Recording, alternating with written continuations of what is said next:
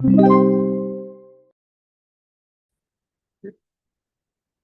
right, so as you can see, situation, a column is built up by welding of 4 plates. We are given plate dimensions, B by P or width by thickness, 400 millimeters by 16 millimeters. Unbraced length about the x-axis is 8 meters and about the y-axis is 4 meters. Meaning nitong about x and y-axis is yung buckling about the x and the y-axis. Effective length factor, yung K, ay 1. And then we are given the modulus of elasticity of steel to be 200 gigapascal. Of course, kung hindi ito given, automatic, no, dapat alam natin na yung modulus of elasticity ng steel ay 200 gigapascal. Okay, so first question, which of the following gives the critical slenderness ratio for buckling about the x-axis? Second, what is the critical slenderness ratio for buckling about the y-axis? And then third, what is the critical buckling load? All right, so sagutan muna natin. So if you look at the cross section, no? So binubuo siya ng 4 na plate. Same lang yung dimension ng 4 na plate, sabi 400 by 16. So meaning this is actually 16. And then this is 400. Okay? And then because this is also 400, this is 16. So definitely we can define this overall depth. So overall depth is 400 plus 16 plus 16, that's 432. Okay? Now, also, we can define itong inside dimension na to.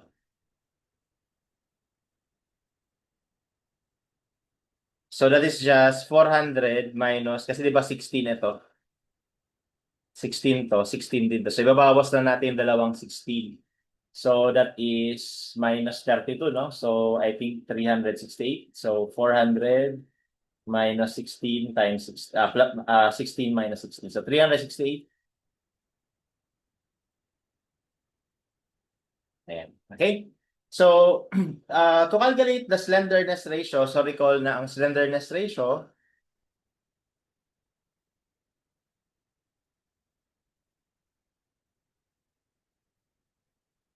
kasi tawagin ko na SR is the ratio of the effective length to the radius of gyration. No? So, again, we call this the effective length.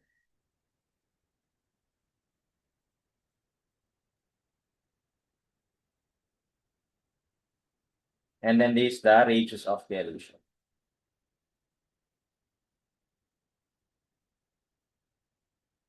Okay? So, effective length is the product of the length and the effective length factor.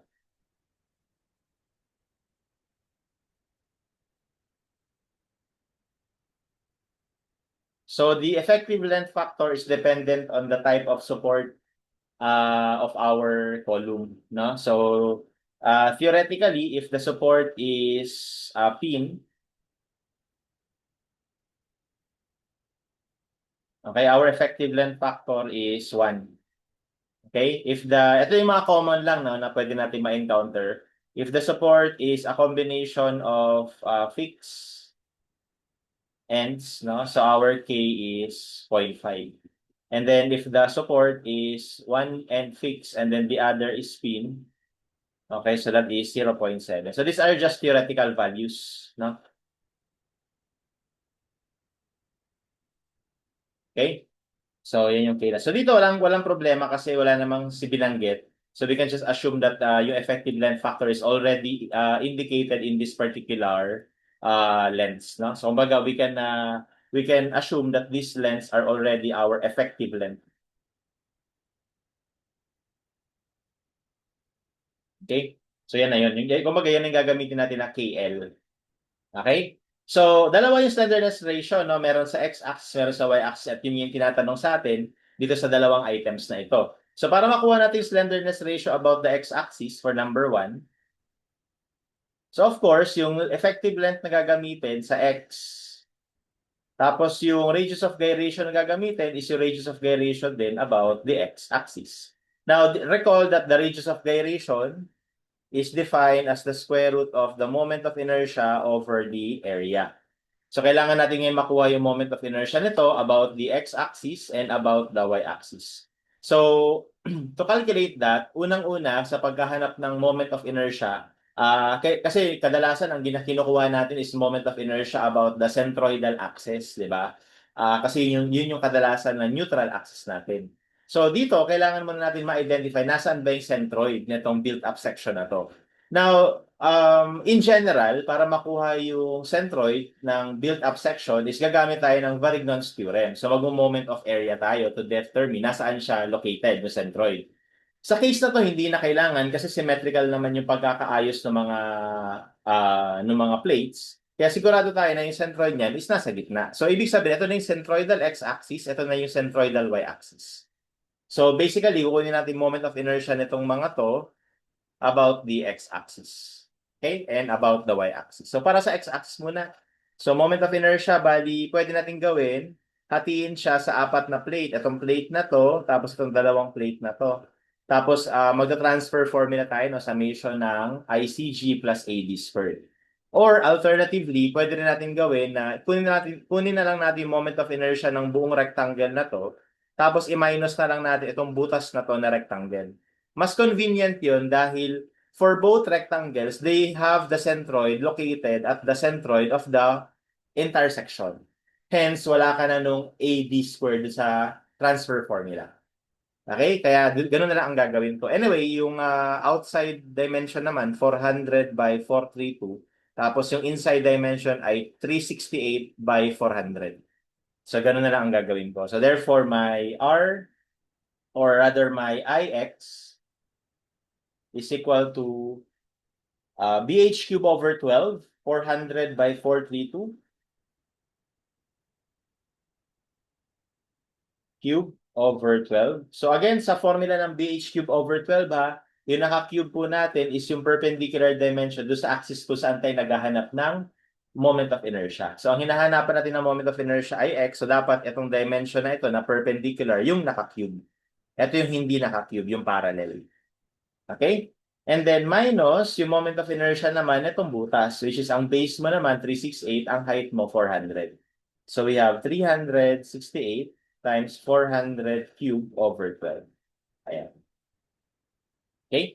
So that would give us a certain value. So kumpitin natin. So 400, 432 cube over 12 minus 368 by 400 cube over 12.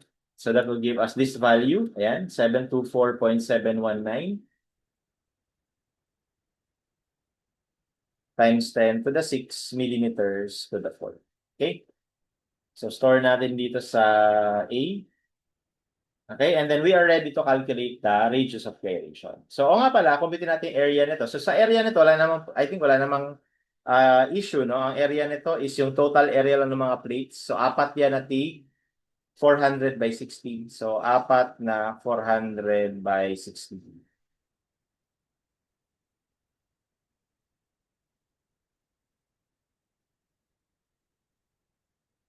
So, it's 25,600 millimeter squared. Okay, so ayan. So, therefore, our radius of gyration is Ix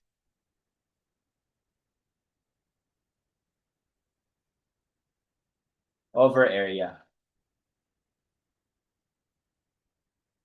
Okay, and that gives us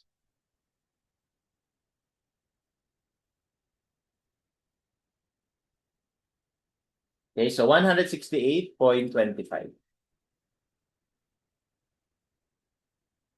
So that is our radius of gyration about the x-axis. So therefore, the slenderness ratio about the x-axis would be, ang effective length natin for the x-axis is 8 meters. So gawin natin millimeter. Okay, KL over RX. So 168.25. So that gives us okay, 47.55. Okay, and that would be our answer for number 1. Okay? So before we proceed, ipaliwanag lang natin, ano bang ibig sabihin nitong slenderness ratio? So pag sinabi natin slenderness ratio, ito yung numerical value na makakapagsabi kung gaano ka susceptible sa buckling yung member sa axis na yon. The idea is the greater the value of the slenderness ratio means it has more susceptibility in buckling or merong larger probability na magbabakel siya dun sa axis na yon. So ibig sabihin, iniiwasan natin na yung slenderness ratio ay lumaki ng masyado. Okay, kasi kapag malaki masyado ito, ibig sabihin masyadong mahaba effective length mo. At kapag masyadong mahaba effective length mo, ibig sabihin masyado siyang slender, no? Ang gusto ko ma-capture niyo dun sa slenderness ratio dito is ratio siya nung length sa ito kasing R na to, it pertains to the cross section. It pertains to the cross section of our shape of our member. So, ibig sabihin kapag yung cross section natin medyo mas solid, mas malaki, etong radius of gyration na to, malaki rin. Malaki rin to. Okay? So, ibig sabihin kapag mas malaki yung radius of gyration, ibig sabihin mas malaki yung area mo. Kapag mas maliit yung radius of gyration mo, ibig sabihin mas maliit. Parang ganoon, no? Pero not really exactly correct, no? Yung statement na yun. Pero parang ganoon yung idea. So, ibig sabihin, ang idea lang nito, ratio lang siya nung haba dun sa dimension ng cross-section. 'Di ba? So, kapag masyadong mahaba compared dun sa dimension ng cross-section, say for example, parang stick, 'di ba? Parang stick. Isipin niyo barbecue stick para madali. Isipin mo barbecue stick. 'Di ba pag may barbecue stick ka, yung area nung stick, no, yung cross-section area niya, kapag masyadong maliit compared sa length, mabilis mabali yung stick. 'Di ba? Mabilis siyang mabali. Pero kapag yung area ng stick relatively larger compared sa haba niya or sa length niya, yung stick na yon medyo mababa yung chance na mababalik. So yung sinabi nating bali, yung buckling, no? So parang ganito. Kumbaga parang kapag kinompare mo to, yun yung area, yung haba, di ba? Compare mo sa relatively mas malaki yung area, tapos mas maikli. Ayan. Okay, so sa kapag tinignan natin itong dalawang to,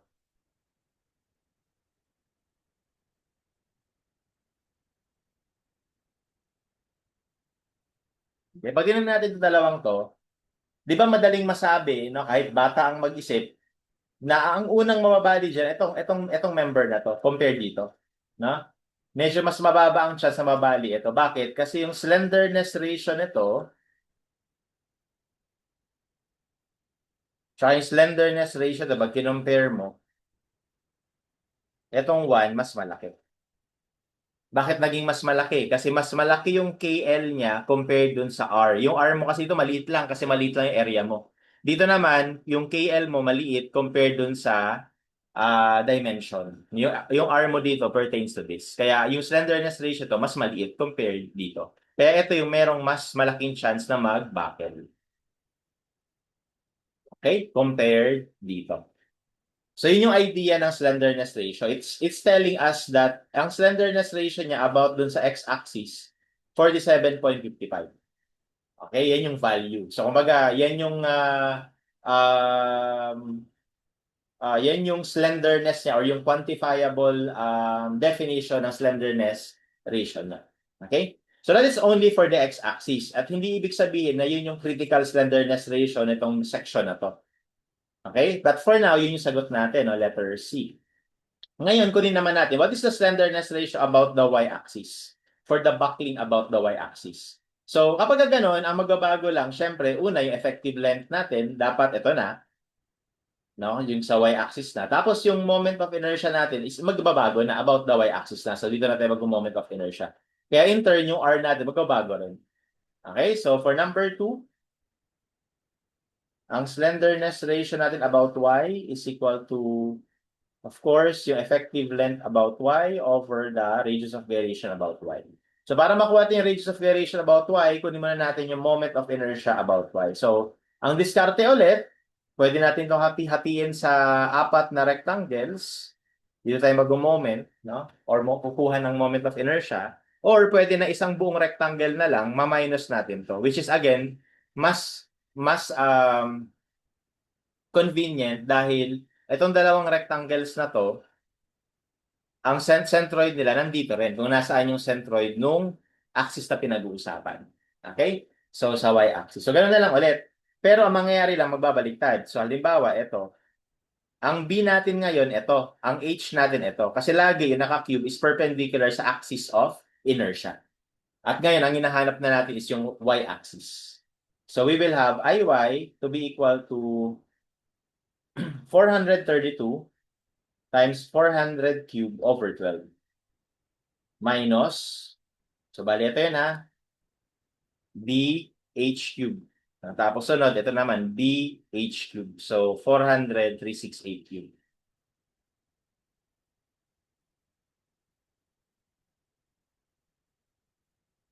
Ayan. So, that will be our moment of inertia about the y-axis. So, we have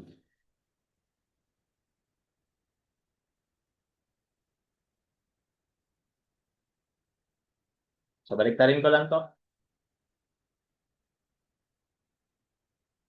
Okay, so that gives us that value, 642.799.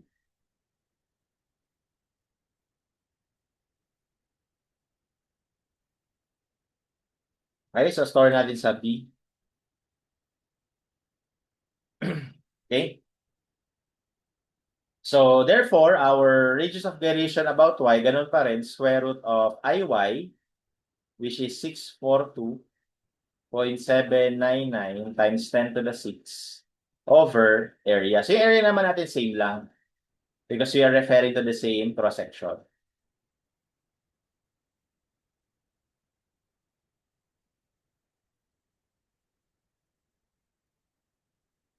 So, that gives us 158.46. So, ito naman yung radius of gyration natin about the y-axis. So, therefore, our slenderness ratio about the y-axis would be, so, ang effective length natin sa y-axis, sabi sa problem, ay 4 meters lang. So, siguro naglagay doon ng additional support kaya naging ganyan, no? So, we have 4,000 over Ry. And that gives us, okay, 25.24. Okay, and that will be our answer for number 2. So, ito naman daw yung slenderness ratio niya about the y-axis. Okay, so letter B. So, ano ibig sabihin nun?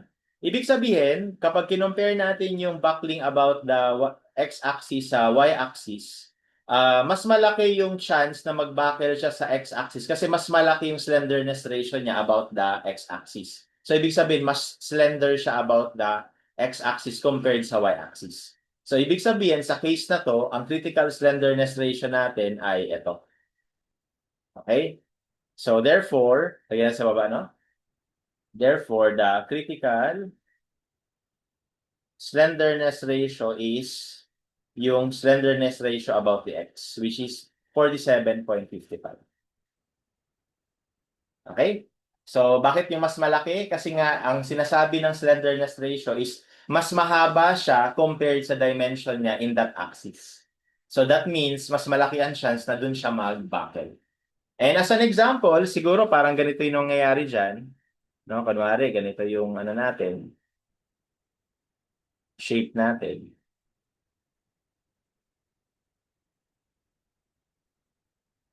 Ganyan.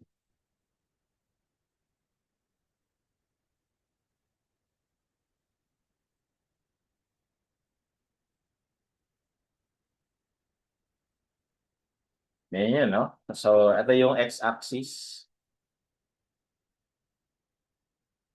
Ito yung y-axis.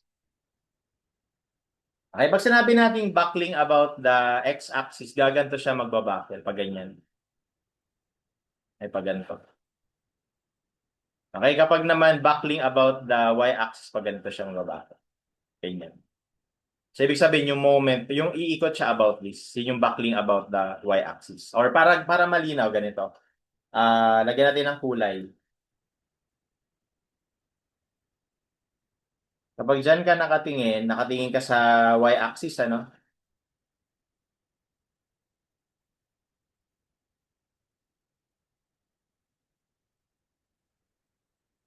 Ito yung X, yung Y, itong tuldok. So, nakikita natin ganito. Okay? Sa Y-axis. So, ito yung side na yan. Yun yung side na yan. Okay? So, pag nag-apply ka ng load, okay, so pwede siya mag-buckle in this direction. Ayan, yan yung buckling about the Y-axis. Kapag nakatingin ka naman sa X, let's say ito naman yung sa X. Ayan. So, dito ka nakatingin. So, makikita mo ganito.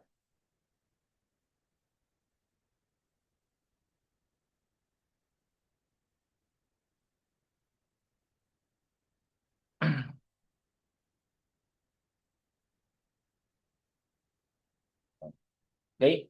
So, tinakita natin, ha? Ayan. Okay? So, kapag nag-apply ka ng load, okay, ang buckling mo, pag ganito. Ayan. Okay, so yun yung buckling about the x-axis, y-axis. Ito naman yung buckling about the x-axis. So, sa case na to, mas malaki ang chance na mag-buckle siya sa x-axis. Okay? So again, it seems that parang, sir, parang baliktad, parang mas, kasi manipis siya dito eh, manipis siya dito. So parang mas malaki ang chance na pag ganito siya mag-buckle, ganito. So kaya lang, kapag tinignan mo kasi effective length nung sa y-axis is 4 meters lang. Kaya malamang naglagay siya ng support sa middle, no? Baka naglagay ng support dito. Baka naglagay ng support dito sa gitna. So, baka naglagay ng ganyang support sa middle. Kaya dito, pagdating dito, may support siya dyan. Ganyan, no? Nagkaroon siya ng support. Okay? Kaya yung buckling mode nito, hindi ganyan. Yung buckling mode niya, ganito. Pwedeng ganyan. Pwedeng ganito sa kabila. So, ito lang yung merong buckling.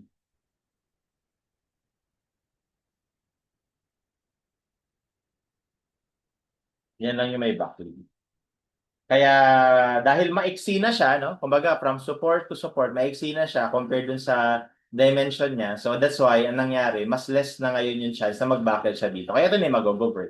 So, if you might ask, sir, di ba naglagay ka ng support siya? So, nasaan to support na to dito?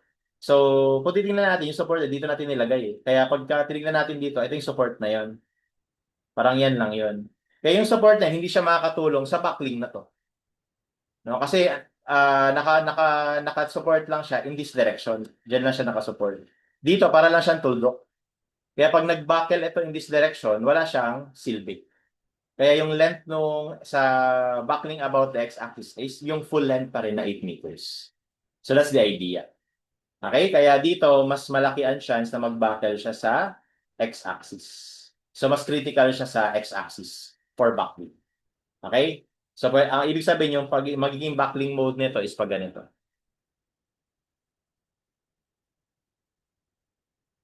Pag ganyan.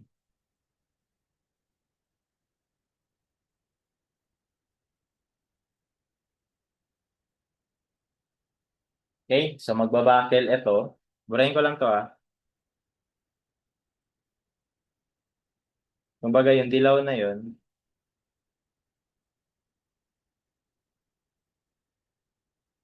ito na.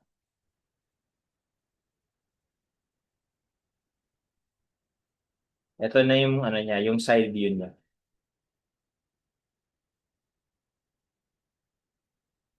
Okay? Kumbaga wala na to.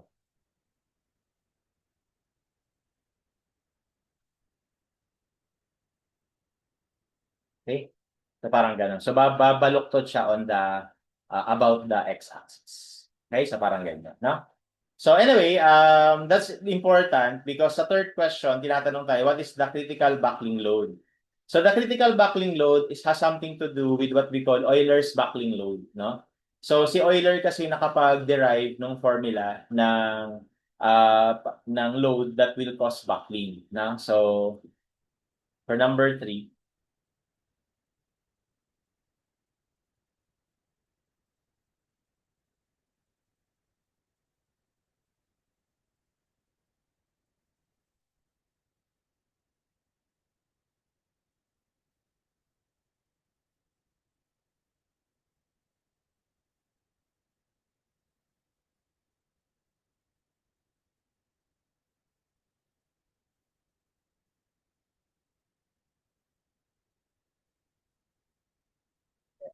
Okay? So, according to Euler's buckling load,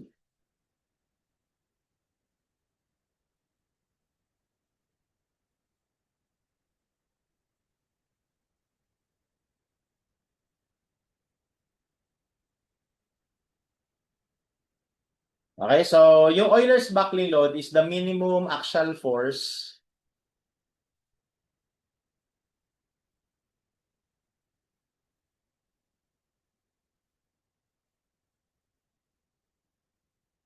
okay, that will cause buckling.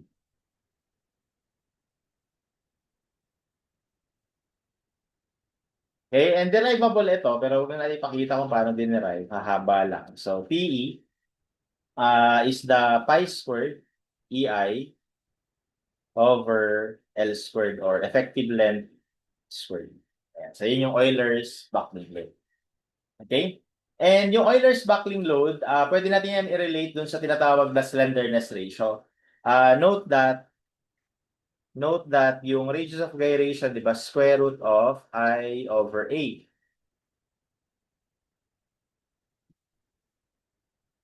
Ayan, I over A. Kaya lumalabas ngayon na if you want to solve for I, yung I natin ay R squared A. Yun yung I. Kasi para makuha mo yung I dito, square mo muna both sides para mawala to. Tapos cross multiply mo to doon. So R squared A. So pwede ko to palitan ng R squared A. Kaya lalabas PE is equal to pi squared E. Tapos yung I natin ay R squared A over KL squared. And then, di ba yung slenderness ratio, KL over R? So, mapapansin kasi natin yung R, pwede natin ibaba dun eh. No? Pwedeng ganito. Pi squared EA over KL squared over R squared. So, pwede mo siyang gawing denominator. And then, etong nasa denominator, para sa mas na naka-square, kaya pwede natin pagsamahin. Ayan. So, ito na yung slenderness ratio natin. Nilalabas, yung PE can also be written as pi squared EA over slenderness ratio squared. Pero itong slenderness ratio na to, take note, this should be critical. No? Critical slenderness ratio. Okay? So, pwedeng ganito yung itsura niya or pwedeng itong nasa baba. Okay, kaya ko siya ginagawang ganyan, itong sa baba, kasi hindi lang kapag magko-compute tayo ng Euler's buckling load, we have to identify saang axis ba siya mas critical. Kaya mas mas madali ito gamitin compared dito. Kasi dito, kailangan mo i-identify saan siyang axis mas critical. And para ma-identify mo yun, kailangan mo computein yung slenderness ratio ng both axes. And whichever is larger will govern. So ngayon, para ready na natin magamit yung slenderness ratio na critical or yung mag-govern, kaya ito na lang yung magandang gamitin para dito na natin yung isa-substitute kaagad. Okay? So dito pwede naman ito, kaya lang ilalagay mo dito na I is kung anong I yung nag-govern. Tapos itong KL, anong KL or anong length, effective length yung nag-govern. 'Di ba? So in this case, sa problem natin, ang nag-govern yung X. Ito, yung X. Kaya kung ito ang gagamitin natin, ilalagay ko dito ay X. Ilalagay ko dito yung about X, which is in our problem is 8 meters. Ito. Diba? Kaya nagiging mas madali itong pangalawa gawin or gamitin dahil na-compute na natin to. 'Di ba? In order for us to know kung alin yung mag-govern for buckling is kukumpitin mo muna to kasi. Na-compute na natin to at napag-alaman natin na ito yon. Kaya pwedeng ito na kagad yung gamitin natin. And then of course, yung E, 200, yung A, yung area lang nung section. So for number 3, gagamitin ko na lang to second formula. So the critical buckling load, pi squared E, gawin nating megapascals, area over, yung critical slenderness ratio natin sa problem na to is 47.55. Don't forget squared. Okay, so if you check the units, this is megapascal, di ba, MPa. And then this is millimeters squared. So magka-cancel lang ito. Kaya magiging sagot natin dyan, Newton. Wala itong units ha. Unitless ito kasi ito ay naka-millimeter, ito ay naka-millimeter din. Kaya cancel lang yung units yan. So ang slenderness ratio is a unitless quantity. Okay? It is a unitless quantity. So in this case, our answer would be So ito yung ano natin, governing.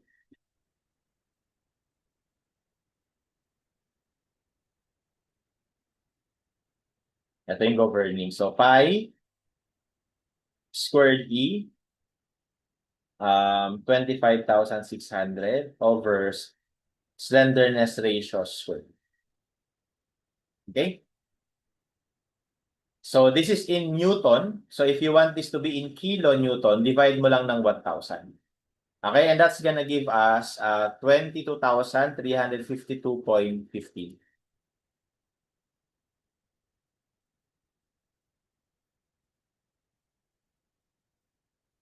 So that will be the critical buckling load. Okay, so from our choices, we will just choose the nearest lower value, and that is letter A, 22,300. So ibig sabihin, kapag in-applyan mo yung section na to ng 22,300 na load, no? Mag-uumpisa na siya mag-buckle about the x-axis. Okay? So ano bang pinagkaibahan ng buckling dun sa ibang mode of failure? Kasi di ba kapag inisip mo, para lang tong ano actually loaded lang to eh. Kumbaga, kung isipin natin, parang actually loaded lang yan eh. Niloadan mo lang ng force, P. And you might ask, hindi ba sir, ano lang yan? Force over area? Bali area mo, ito. Yan. Tapos alam naman natin kung ano yung yield strength ng ano eh. Alam naman natin kung ano yung yield strength ng steel, di ba? Usually 248 kung 8360 steel yan. So kung ganun, edi mangyayari, ganito siya.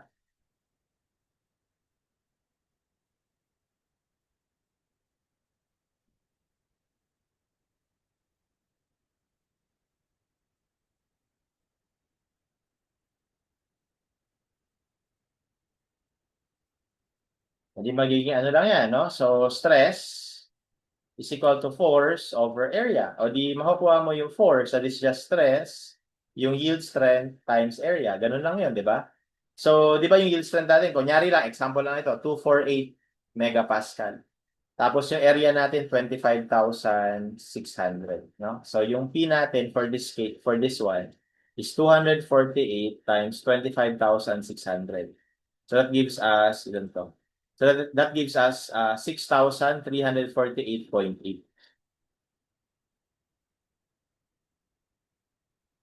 kilonewtons. Okay? So, ibig sabihin, sa case na to, kunyari lang, no? Pag inisip natin, ito yung yielding strength, no, ah, nung, nung cross section. So, ibig sabihin, ito yung force na kailangan natin para mag-yield itong section na ito. Okay? So, well, kung i-compare lang natin, kapag mag-yield compared sa magbabakel, malaki masyado yung load bago siya magbakel. So, ibig sabihin, mauuna munang mag-yield ito bago siya mag-bakel. So, parang ganun yung idea. Okay? Pero that's not exactly what we do, no? Kunyari, kung steel design yan, that's not exactly what we do. So, I'm just showing you na there are instances na malaki masyado itong load bago siya mag-yield. So, mauunang mangyari na mag-buckle muna siya. Mauunang mangyari na mag-buckle muna siya na parang ganito. Okay? And ibig sabihin, kapag ganun, hindi mo na ma-maximize yung yielding capacity nung section mo. If that's the case. Alright? So, that's the idea for this particular problem. Okay? And that's how we solve this particular problem. And